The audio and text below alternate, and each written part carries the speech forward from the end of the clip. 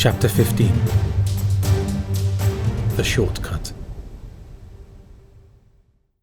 Because Badass had left Spruce Top on the pretext of looking for materials for his shack, he made his way to where the villagers had directed him.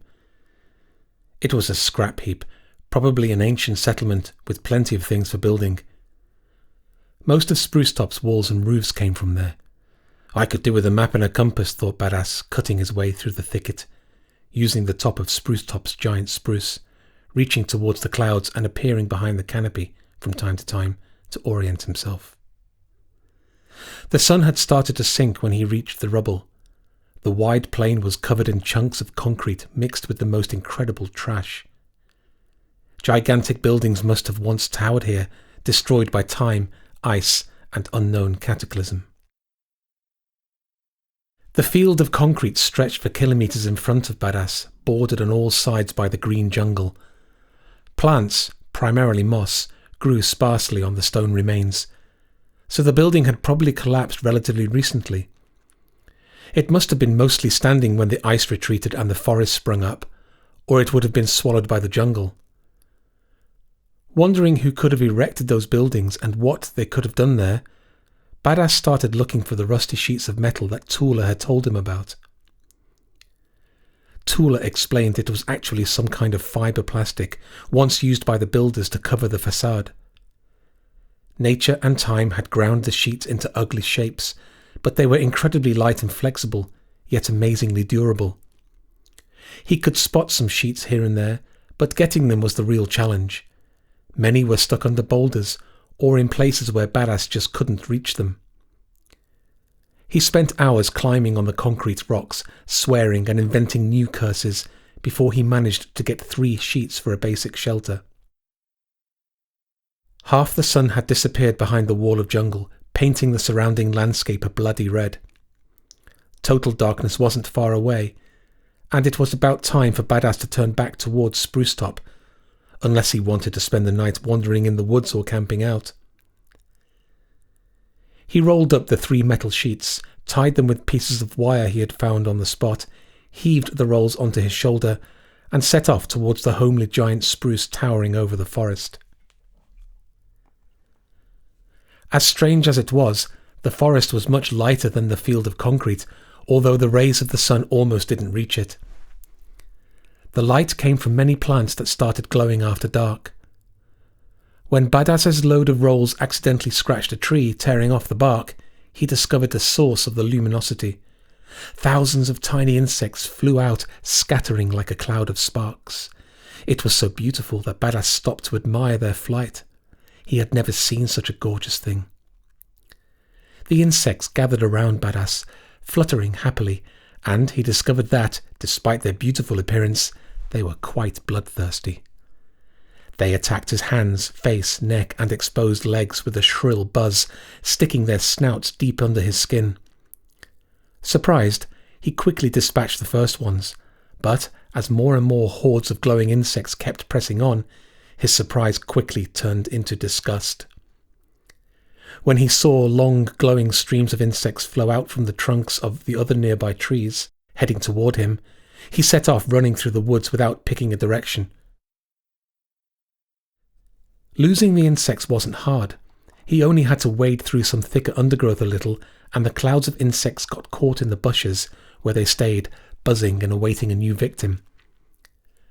But along with the insects, he lost the light as well. Badass was now stumbling through the dark forest almost by hand alone, struggling not to lose his fibre rolls that kept getting caught in the branches. Sweaty, torn up by sharp thorns and itching from bug bites, he leaned on a small mound and tried to decide what to do.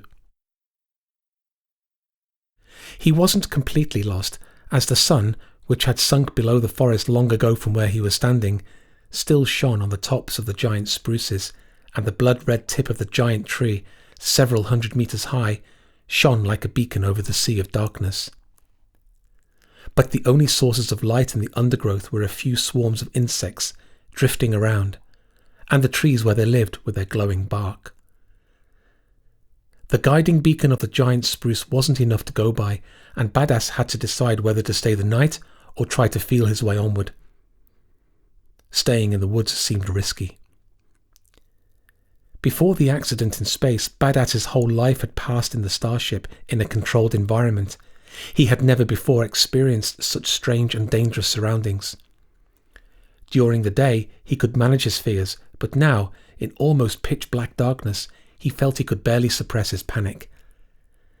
As long as he had a plan and he could work towards it, he was able to control his fears, but he wasn't sure he could stay sane while sitting around waiting for the morning.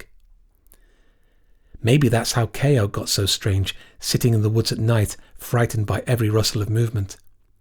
In that case, it was no wonder that the girl stayed at the first safe place she found and refused to leave.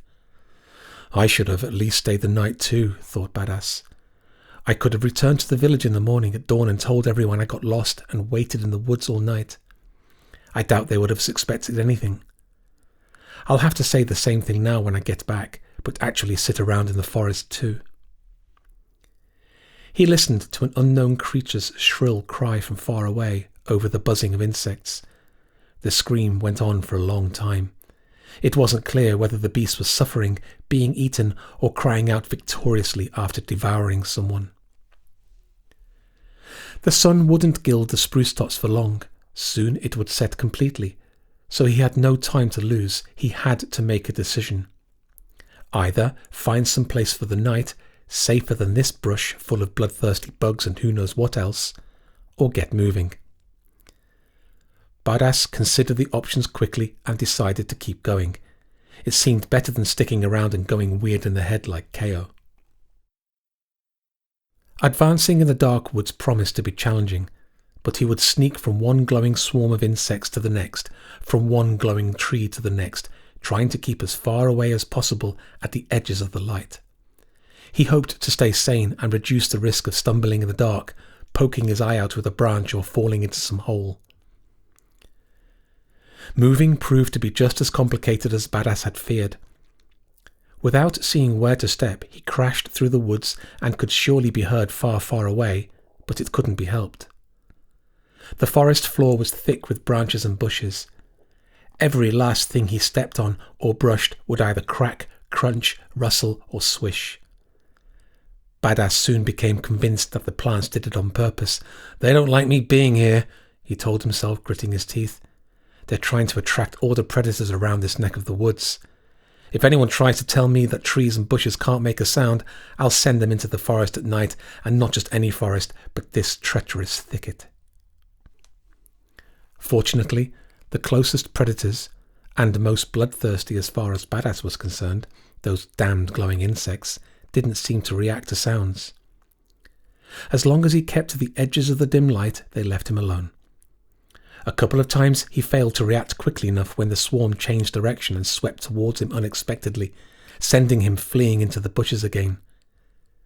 But over time he came to know the swarm's movements and could predict it accurately enough to get out of their way. Finally, the sun sank somewhere behind the ice fields and the last light in the sky was extinguished, along with the guiding beacon. But Badass was already so close to the spruce that he didn't need it anymore.